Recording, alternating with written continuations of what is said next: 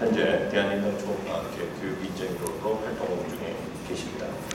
현재 건물 경대연합내과 원장님으로 재직 중이십니다. 강의 부탁드리겠습니다. 네, 소개 감사드립니다. 이 자리에 많은 선배분들 앞에서 이렇게 강의를 맡게 해주신 관계자들께 정말 감사드립니다. 저는 경동맥 초음파의 기본 스캔을 맡게 된 건물 경대연합내과 황세진입니다. 제가 경동맥 초음파를 본격적으로 하게 된 것은 제가 정형외과 병원에 공직이로 있을 때입니다. 정형외과 병원의 술전 검사로 루틴으로 경동맥 초음파를 하는 경우가 많은데요. 처방난 환자들을 하다 보니 한 달에 한 20개에서 150개, 진짜 1년은 정도 한 2,000 케이스 정도 하게 되었습니다. 처음 시작은 처음부터 확실히 잘 알고 시작하진 않았습니다. 처음 한 100케이스 정도까지는 한 3가지 고민을 했습니다. 첫 번째로는 경동맥 초음파의 인디케이션이 어떻게 될까? 아무리 증상도 없는 사람들에게 술전 검사로 하는 것이 맞는가라는 고민을 했었고요. 두 번째로는 내가 찍은 경동맥 사진 옆에 갑상선이나 다른 경부 질환들이 같이 찍혀서 나는 보지도 않은 부분들에 대해서 오해를 사게 되는 그런 경우는 없을까를 두 번째 고민했었고, 세 번째 경우에는 내가 찍은 사진을 가지고 전원을 보내거나 주변 의사분들에게 진료를 보내기 위해서 소변을 썼을 때 정말 정확한 사진이 찍혔다고 생각할 것인가, 다른 사람들하고 커뮤니케이션이 잘 된 사진일까, 이 3가지를 가지고 고민을 하면서 시작했고, 10케이스 정도 넘어가고 또 영남인상 초음파 연구회에서 서로 케이스를 발표를 하고 피드를 받고, 또 실제 현지원 코스나 동영상 강의를 통해서 피드를 받으면서 그 케이스를 늘리면서 서서히 그런 고민들이 좀 풀어지기 시작했습니다. 그래서 아직 한 번도 경동맥 초음파를 해보지 못하더라도 오늘 강의 듣고 또 현주하고 바로 내일부터라도 다른 케이스 늘려가면서 시작해 볼 수 있는 검사라고 생각합니다.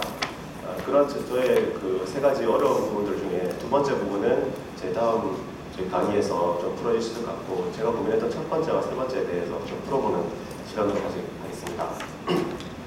대한인상초음파학회 동영상 강의들이나 다른 타 강의에서 혈관외과를 전공하신 교수님들께서 심토마틱한 증상이 있는 환자에서 경동맥 초음파를 시작하는 적응증을 많이들 소개하십니다. 트랜저드 이스케믹 어택이나 트랜저드 이스케믹 어택, 리센트 스트로크 프레비어스 스트로크, 그리고 이전 우연히 시행한 CT상에서 아테리 스테노시스 보였던 경우를 인디케이터로 많이 잡고들 있었습니다. 최근에 대한인상초음파 의학회 창립 10주년 기념술대회에서는 좀 비슷한 소견입니다. 70% 이상의 무증상 경동맥 협착에 대한 스크리닝, 카디악 프루잇, 죽상 경화관의 특성파 이런 것들 적극적으로 조금 더 늘리긴 했으나, 실제로 저희가 개원가에서 많이 사용할 때 우리가 시행하고자 하는 인디케이션보다는 좀 많이 좁다고 생각이 듭니다. 이 부분들에 보통 개원까지 시행하는 증상이 없는 환자를 시행하는 경우에 대해서 유명한 가이드라인들을 한번 정리해 보았습니다. 유러피안 가이드라인에서는 몇 가지 리스크 팩터를 가지고 스코어 차트를 만들어서 카디오바스큘러 이벤트 10년 레이트를 나누어서 베리 하이 리스크, 하이 리스크, 모더레이트 리스크, 로우 리스크가 나옵니다. 베리 하이 리스크는 아시다시피 현성 CVD가 있거나 MI를 알았거나 TI에 있는 이런 환자들, 그리고 콩팥 기능이 매우 안 좋은 환자들을 베리 하이 리스크로 삼고, 하이 리스크로는 당뇨 환자들, 콩팥 기능이 조금 그렇게 심하진 않지만 나쁜 환자들, 이런 분들에 대해서는 카디오바스큘러 리스크를 좀 높게 잡고 적극적으로 아스피린이나 스타틴을 사용하도록 하고 있습니다. 하지만 모더레이트 리스크로 스코어가 1%에서 5% 정도 위험률이 되는 환자들에 대해서는 조금 더 그 카테고리를 세분화할 필요가 있겠다 생각되겠습니다. 그래서 이 가이드라인에서는 2B 정도로 아테로스크로시스 플라크를 발견함으로써 이것으로 1%에서 5% 사이 정도 환자들을 리스크 스트래티피케이션을 좀 더 리파인해보자 정도로 좀 사용할 수 있겠다라고 추천하고 있고, 하지만 클래스 3이긴 하지만 카디오 울트라 사운드를 루틴하게 하는 것은 좀 리커멘드하지 않는다 정도로 이렇게 가이드를 하고 있습니다. 두 번째로 ESC, ESH 가이드라인에서는 고혈압 환자에서 베스큘라 데미지를 시사하는 소변으로 우리가 잡아보자. 그래서 그 환자들을 조금 더 적극적으로 치료하는 것을 고려하는 정도로, 노력하는 환자들을 구분하기 위한 정도로 스크리닝을 테스트를 해보시다고 했고요. 세 번째로 저희도 잘 알고 있는 프레밍 리스크 스코어로 봤을 때 10년 리스크에서 6에서 20% 환자들의 그 클래스를 3번 하는데 사용해 볼 수 있겠다. 유럽형 가이드랑 비슷한 내용이고요. 리스크를 에이지, 섹스, 콜레스테롤, 스모커이냐 여러 가지 따져서 리스크를 했을 때 저희가 스테틴을 적극적으로 사용할 뿐, 아스피린 적극적으로 사용할 뿐에 대해서 제가 좀 도움을 받는 검사로 한번 해보시는 것으로 되어 있습니다. ACC, AH 가이드라인에서 여전히 IMT를 루틴 스크린으로 하는 것은 권고하지 않는다.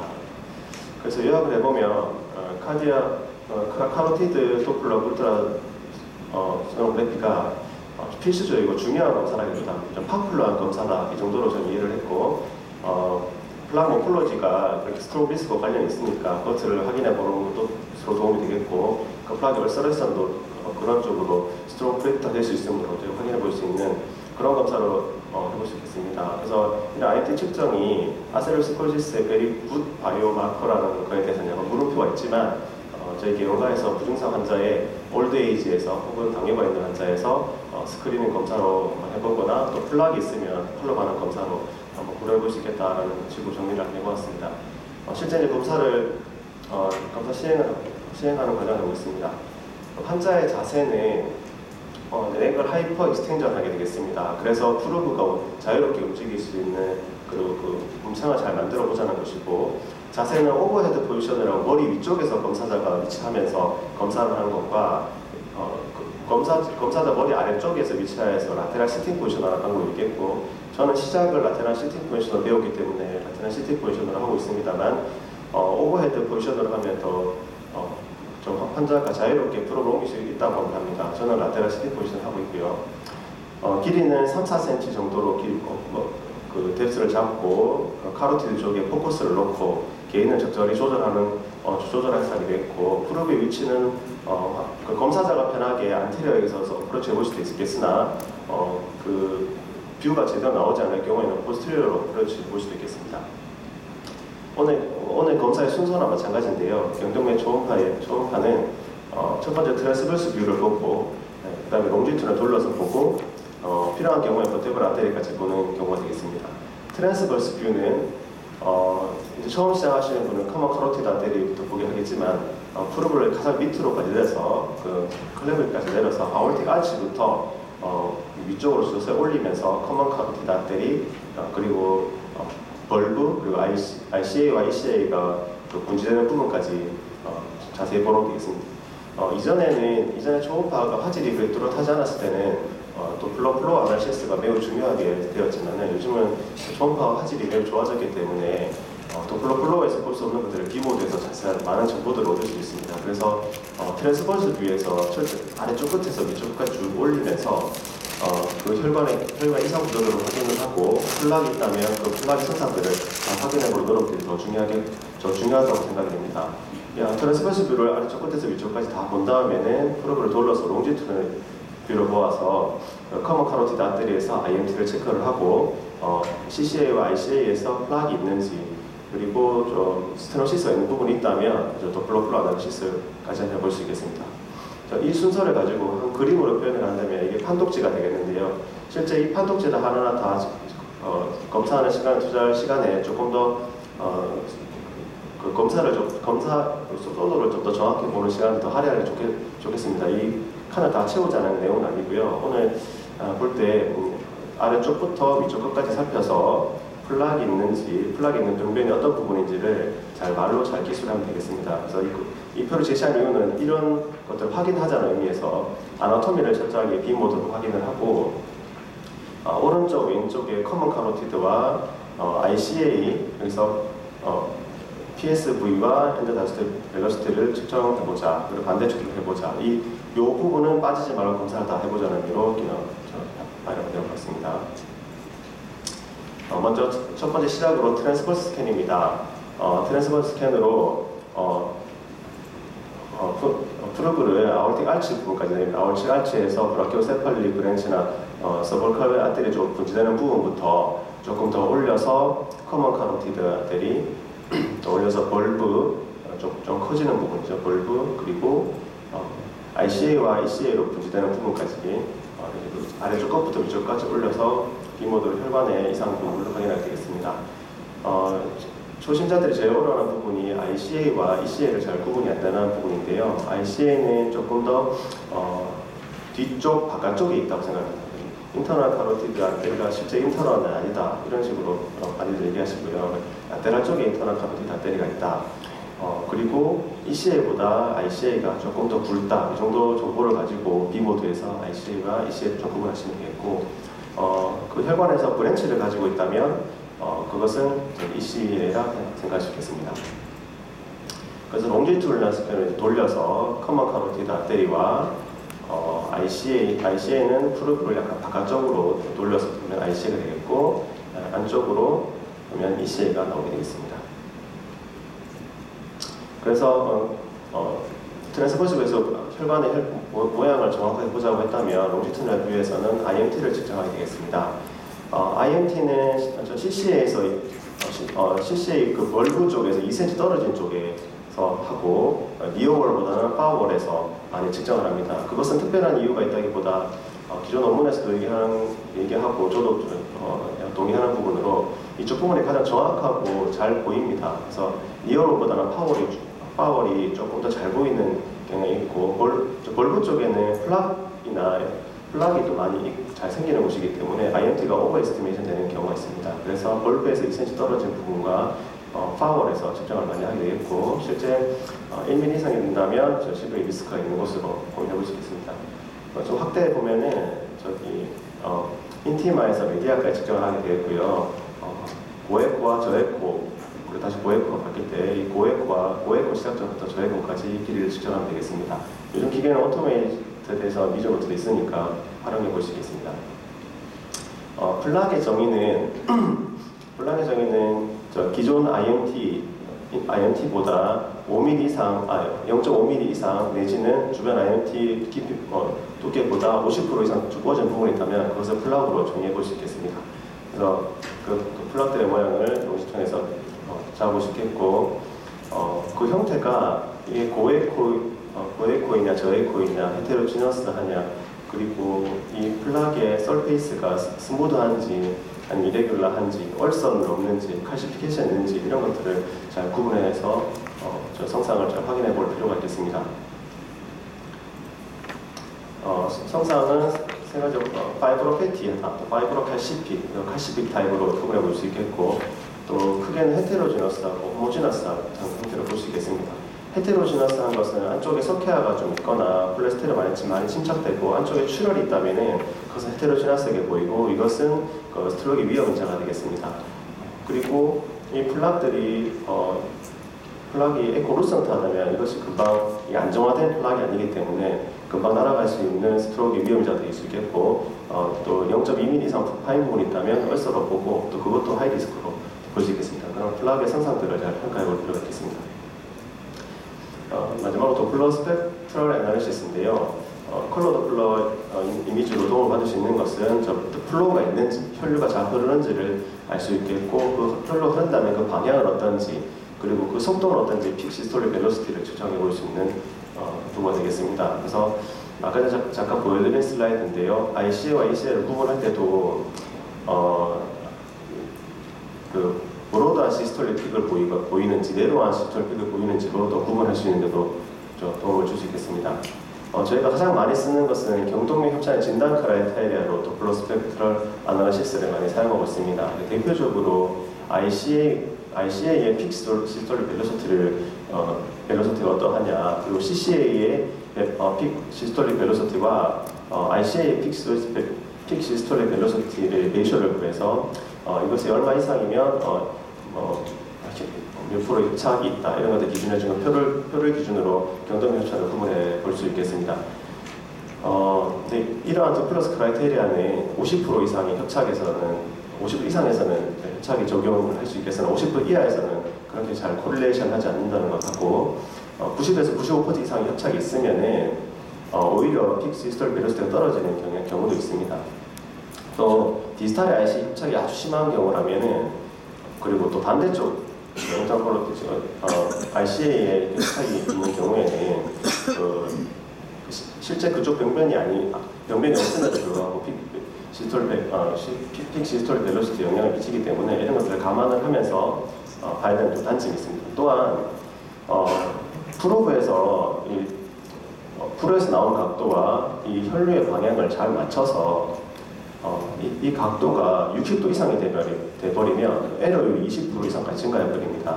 그리고 실제 기존 논문에서 그 협착의 정도에 따른 속도들 기준을 거의 이 앵글을 60도 근방에서 했는 기준으로 했기 때문에 저희가 이 앵글을 맞추는 것을 좀 많이 중요시하게 됩니다. 이 앵글을 맞추지 않을 거면 오히려 도플러 스펙트럴 아나리시스 하지 말고 B모드를 열심히 봐서 스테노시스 정도를 파악하는 게 더 낫겠다 할 정도이겠습니다. 방금 제가 한 말은 이 혈류의 방향이 이렇게 가고 프로브에서 나오는 초음파 빔의 각도가 이렇다면은 이 앵글을 실제 기계에서 나오는 앵글을 그냥 두지 말고 이 혈류 방향에 맞춰서 이렇게 앵글을 좀 조정해 줘야 됩니다. 오늘 핸즈온 세션에서 기회가 된다면 이 앵글을 조절하는 방향을 알려드리겠습니다. 그리고 이 혈류 방향대로 이 앵글을 조정했을 경우에 이 스티어 방향 때문에 오히려 각도가 60도 이상 되는 경우가 있습니다. 그때는 스티어 방향을 오른쪽에서 중간 내지는 반대쪽으로 바꾸는 걸 통해서 이 각도를 60도 근방으로 맞춰주는 게 좋겠습니다. 실제 혈류의 방향과 좀 다르게 앵글을 뒀을 경우에는 같은 환자에서 이만큼의 벨로시티 에러가 날 수도 있겠습니다. 물론 앵글과 스티어를 통해서 조절해 볼 수도 있겠으나 이렇게 경동맥이 아래쪽에 있다면 프로브를 이렇게 직선으로 대지 말고 이 방향에 맞춰서 프로브를 이렇게 대준다면 그 말은 이 디지털 파트 쪽을 좀 눌러주고 뒤쪽을 좀 들어준다면 프로브를 이렇게 들어주면 그 화면에는 이렇게 직선화되는 이것도 핸즈온 세션에서 기회가 된다면 제가 실제 하면서 보여드리도록 하겠습니다. 그래서 이렇게 좀 쟀을 때 많이들 사용하는 표고요. 실제 50% 이상에서는 RCA의 픽 시스톨릭 벨로시티가 125에서 230까지 보일 수 있고 실제 70% 이상에서는 230cm/s로 확인될 수 있다고 합니다. 하지만 실제 논문을 보면은 각종 논문을 보면 70% 이상일 때 픽 시스톨릭 벨로시티가 이렇게 다양하게 나타납니다. 그래서 이것도 B모드에서 스테노시스와 도플러의 그 값들을 잘 비교를 해서 조금 더 고민해서 판단을 해야 될 부분이라고 생각됩니다. 또 두 번째로 최근에 또 많이들 보여주는 표고요. 그래서 50%, 60%, 70%에 따라서 픽 시스톨 벨로시티 기준도를 이렇게 두고 있는 것들이 있으니까 참고하시기 바랍니다. 실제의 경우고 이것은 또 아까와 조금 내용이 달라집니다. 혈관의 방향은 이렇게 되어 있습니다. 혈관의 방향이 이렇게 되어 있고 샘플 볼륨을 혈관의 중앙 3분의 1 위에 3분의 1, 아래 3분의 1 말고 중간 3분의 1의 샘플 볼륨을 두고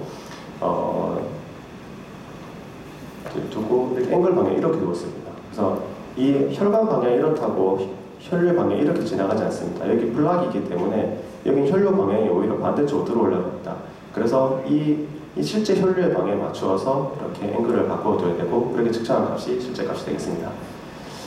자, 그 다음 케이스를 보면 B모드에서 트랜스버스 뷰에서 플락이 있는 것이 확인됩니다. 도플러 띄워보니 아래쪽은 혈류가 통하지 않고 위쪽만 혈류가 있는 플락이 맞는 것 같습니다. 롱지튜드에 돌려보니 심한 협착이 아니라는 것을 좀 한눈에 알 수 있겠습니다.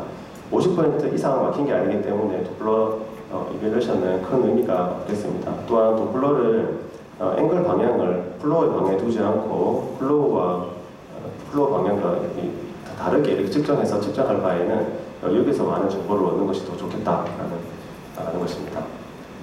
두 번째로 이거는 룸엔의 50%까지는 아니지만 50%로 할 수 좀 한다면 할 수 있을 정도입니다. 도플러를 띄워보니까 50%보다는 조금 작게 막히는 것 같습니다. 롱지튜드랑 바꿔보니 특정 부분만 조금 두꺼워진 부분이 되겠습니다.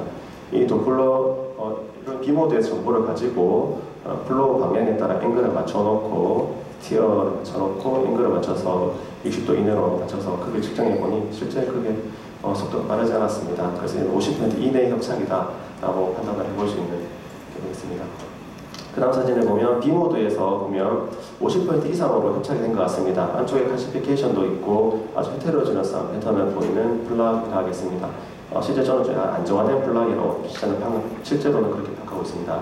그래서 이렇게 B모드에서 컬러를 띄워보니 아주 작은 부분만 혈류가 통하고 안에 많은 쪽 부분은 스테노시스가 있습니다. 롱지튜드에 보니 아주 넓은 부위에 복도된 건 아니고 포컬한 부분에 스테이블한 플락이 있고 스테노시스가 어느 정도 있다고 생각이 됩니다. 초음파가 나오는 스티어 방향 이쪽으로 맞추고 본론은 혈관 방향이 아닌 혈류 방향으로 이렇게 맞추어서 60도 이내 각도를 맞추었습니다. 그래서 픽 시스템 벨로시티가 141로 50분의 정도의 흡차 있겠다 판단하시는 경우가 되겠습니다.